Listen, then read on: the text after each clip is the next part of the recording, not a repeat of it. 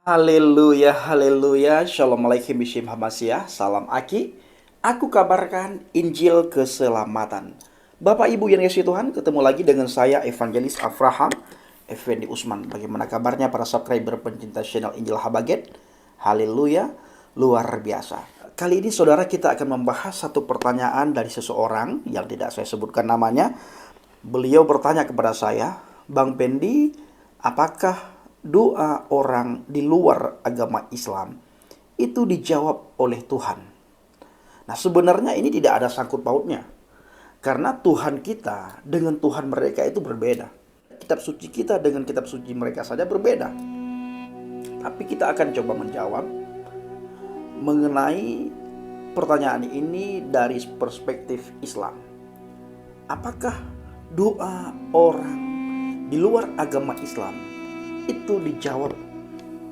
Nah, saudaraku, pertama sekali saya ingin katakan, doa orang di luar Islam itu tidak dijawab berdasarkan hadis.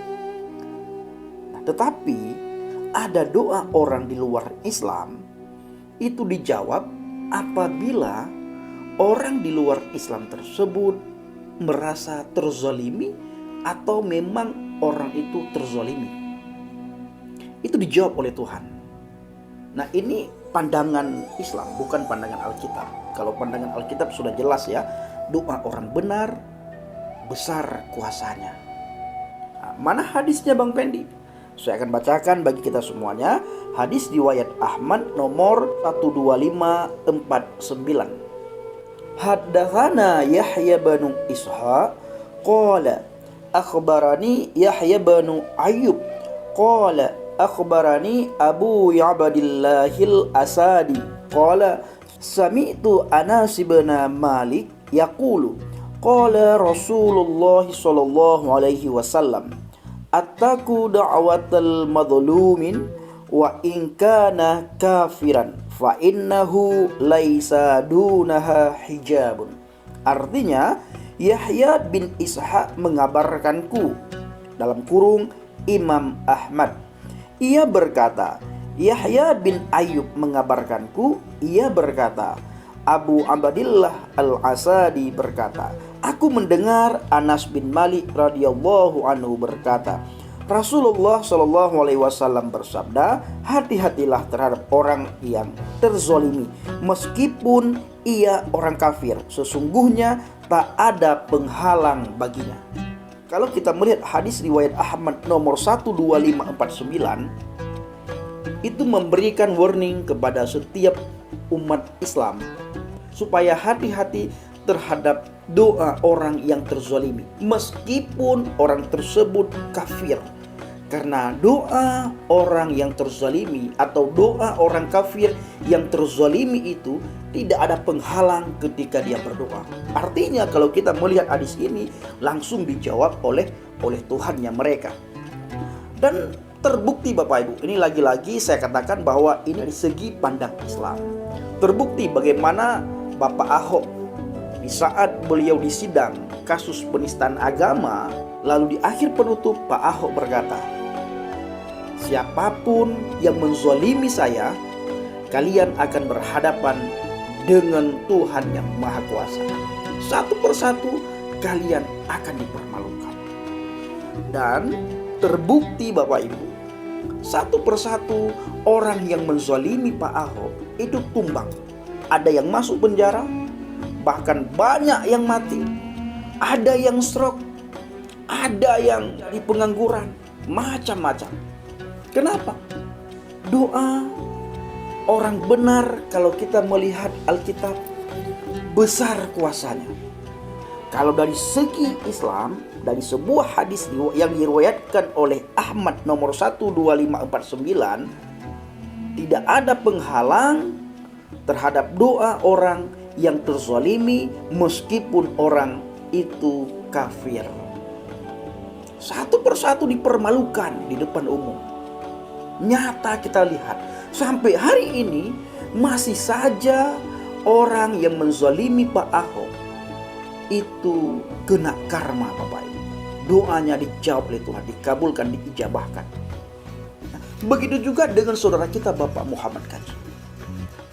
Kita melihat di situ tidak ada keadilan di saat tersandungnya saudara kita Bapak Muhammad KC dengan kasus penistaan agama. Keadilan di situ tidak ada. Bila dibandingkan dengan Yahya Waloni, dibandingkan dengan Felix Xiao, dibandingkan dengan mu'alaf-mu'alaf yang lain yang setiap hari mencaci maki, mengolok, menghina kekristenan dengan begitu vulgarnya, maka kita lihat Bapak Muhammad KC yang dituntut 10 tahun penjara oleh jaksa, sedikit pun tidak ada keadilan di situ. Hati-hati. Banyak sekali orang yang mendoakan Bapak Muhammad KC. Memang kalau kita kembali ke dasar firman, ke Alkitab, kita jangan mengharap banyak pada hakim yang ada di dunia ini. Karena hakim yang ada di dunia ini tidak ada yang adil. Apalagi kita tinggal di bangsa dan negara yang mayoritas Islam. Di Indonesia. Bayangkan saja Bapak Ibu, di saat Bapak Muhammad KC di sidang, itu orang di luar sidang teriak nama Tuhan. Teriak nama Tuhan Bapak Ibu. Jadi nama Tuhan itu sudah tidak sakral lagi kalau kita melihat di dalam dunia mereka. Karena sedikit-sedikit takbir, sedikit-sedikit takbir. Bayangkan, bukan saja di kasus Bapak Muhammad KC.